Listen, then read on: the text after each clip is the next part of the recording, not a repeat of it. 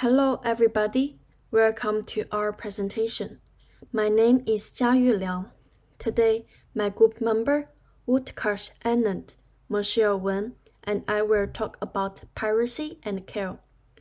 In this presentation, we will introduce digital piracy, discuss the weekly reading, and provide analysis on some digital artwork relative to digital piracy. We will also talk about the evidence of piracy and how the issues are being addressed to help creatives. To start with, I believe everybody has heard about the word, which is copyright. Copyright exists everywhere in our daily life. Books, music, or artwork all have copyright. Copyright issues have long been seen as damaging to the creative industry and insulting to artists. Despite the creators have reputedly called for resistance and have indeed succeeded in attracting more and more attention. This stumbling block continues to haunt the time and becomes even more difficult to discern as manufacturing technology evolves. Without exception, with the advent of the information age, the development of digital art is accompanied by endless piracy problems. As digital media design students, we need to be aware of digital piracy.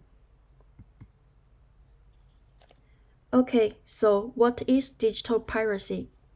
As we speak about piracy, there are two widely used meanings.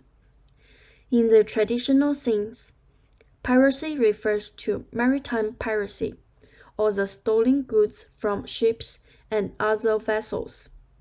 Although traditional piracy is still prevalent today, it is a bit different to contemporary conceptions of piracy. According to A.I. Raffi and Coronen, digital piracy is described as the illegal copying or downloading of copyrighted software and media files. Digital piracy harms some groups of people. First, digital piracy damages the original copyright holders. Creators such as musicians, artists, innovators, and designers are losing their money due to digital thieves sell their work at a cheaper price. That leads to negative effects on the economy. In addition, digital piracy discourages creators doing further creative work due to the lower returns make creators lack motivation. Last, digital piracy also raises the risk of malware. Installing privated software may infect your computer that may hand control of your PC to someone else. Even though digital piracy has a range of disadvantages, but there are still a group of people think that we should shift our perspective on piracy. The Private Book, written by Margent N. and Roskaswa M., provides a comprehensive view of media piracy and a range of comparative viewpoints on current piracy problems and historical events. In this book, there is a very interesting viewpoint provided by the author. It suggests that digital piracy can lead to more creativity, and it also promotes the development of Shanzhai culture. The Dafen village in China can be a good example of Shanzhai culture. In the beginning, Dafen village only make copies of well-known paintings, but now Dafen village has become a place to selling original artworks created by Chinese artists. In another book, Free Culture, Lassig Air suggests that all of today's major media industries were born out of a kind of copyright violation. Piracy is completely nothing new. In fact, all of today's major media began using creative properties illegally. For example, the film industry that was born from copying camera and film technology. The author also suggests another key idea in this book, which is there are two types of piracy, but only one is clearly harmful. While piracy is illegal, it may be beneficial to the creators as well as to the society in certain cases. For example, downloading piracy music files and sharing the file with friends is illegal. But on the other hand, it can be a type of advertising. Some people may purchase the album after they listen to the file sharing simple music, but there are still some people may choose to not purchase the album instead of listening to the illegal copied music file. In general, despite the demerities that come together with piracy, the merits derived from it cannot be ignored. Now, I would like to hand over to my group members to introduce further information about piracy. Hey everyone, I'm Utkarsh and I'll be talking to you all about the evidence of piracy and how it affects us creatives. So, firstly, I would like to begin with looking at piracy in two different contexts, from the context of the music industry and also the film industry. So I'm guessing everyone here has obviously pirated something and probably used torrents to do so. The way torrents work is by directly pulling data from other clients, and this is what seeding is. And this is how peer-to-peer software such as uTorrent, BitTorrent, and if you've ever used LimeWire, that's how that worked as well. Now, we'll be taking a look at Napster. You can kind of think of this as the original LimeWire, if anyone again has used LimeWire here. And Napster was the first widely adopted way to illegally download music.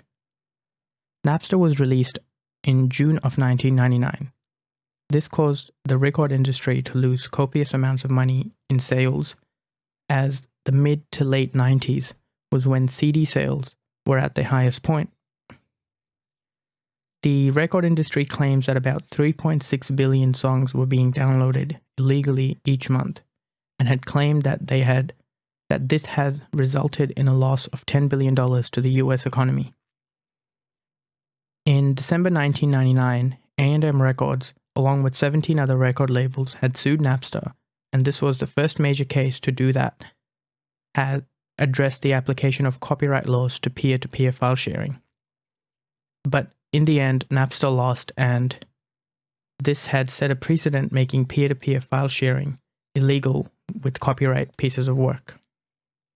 Now, moving on to the film industry, the major US motion picture studios claimed that they lost $6.5 billion in 2005 due to piracy. 62% of those were due to DVD piracy and 38% to internet piracy, and it's been estimated that by 2012, the figure had been increased to $58 billion being lost. One of the other things they had claimed was students were being blamed as they would illegally download movies and TV shows instead of renting them. As most of you know, renting was quite popular around, the mid, 2005 time. Since the release of Napster, a lot of new laws have been put into place to combat piracy.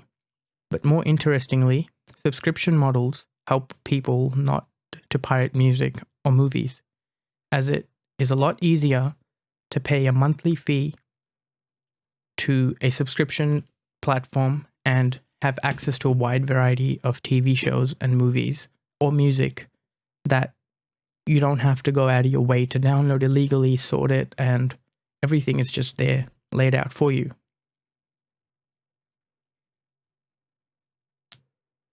I also believe that this is why so many companies are pushing subscription models these days, as it's a smart business move when it comes to combating piracy.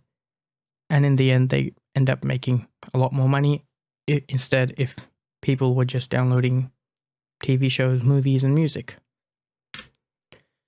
The Pirate Cinema, I've provided a link in the chat for you to access. It's an art piece that shows the video files that are being transmitted live over the BitTorrent network.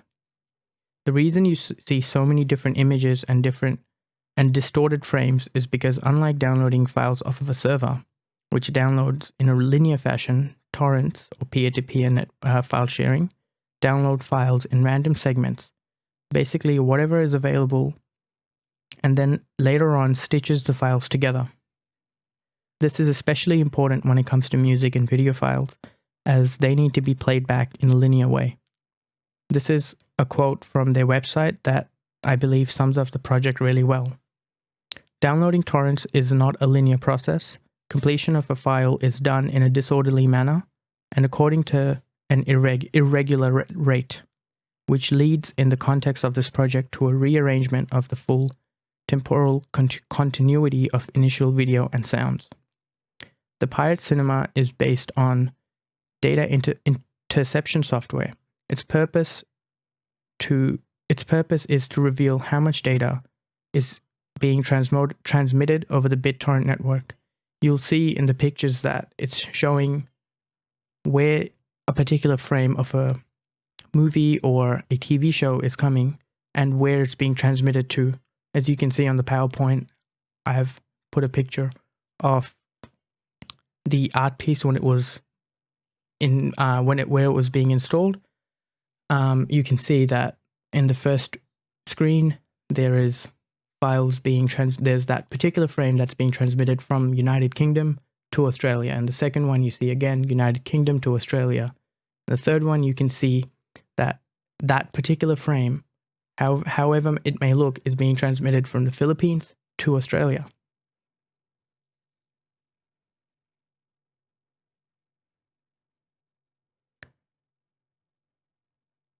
On their site, they say that they are still running a live stream of this, but I was unable to get the live stream working, but I was able to find a video on Vimeo showing the Pirate Cinema in action. This art piece was presented in a few different ways, as a video installation version and a live performance.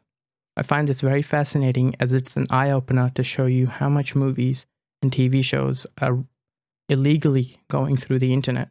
And especially for someone who used to pirate a lot back when I was younger, it was quite interesting to see this. Thanks.